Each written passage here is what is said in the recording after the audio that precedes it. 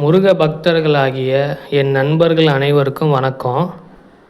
மகா கந்த சஷ்டி விரதம் நாளையிலிருந்து 28ஆம் தேதி வரைக்கும் நடக்க இருக்குது. அதில் விரதம் இருக்கிறவங்க எல்லாரும் விரதம் இருங்க.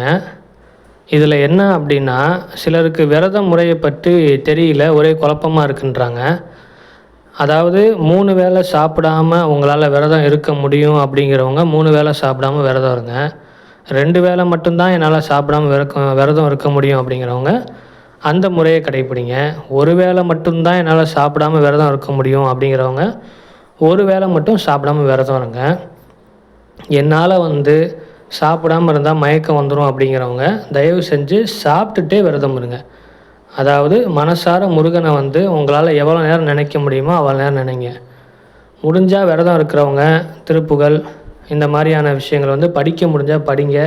இல்லை படிக்கிற அளவுக்கு எனக்கு இல்லை அப்படிங்கிறவங்க பாடலாவது கேளுங்க. கந்தசஷ்டி பாட்டு முதற்கொண்டு முருகனுடைய பாட்டு எந்த பாட்டாக இருந்தாலும் பரவாயில்ல, முடிஞ்ச அளவுக்கு அதை கேளுங்க. அதே மாதிரி விரதம் உங்கள் உடம்பை வருத்திக்கிட்டு இருக்க வேண்டாம். உங்களோட உடல் தகுதி என்ன, உங்களுடைய வாழ்க்கை சூழல் என்னவோ அதை பொறுத்து தான் நீங்கள் விரதம் இருக்கணும்.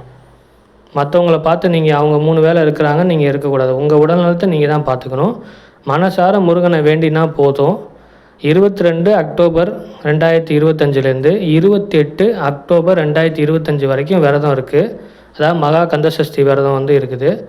அதை வெற்றிகரமாக நீங்கள் எல்லாம் செஞ்சு முடிக்கணும்னு நானும் இறைவனை வேண்டிக்கிறேன். நன்றி, வணக்கம்.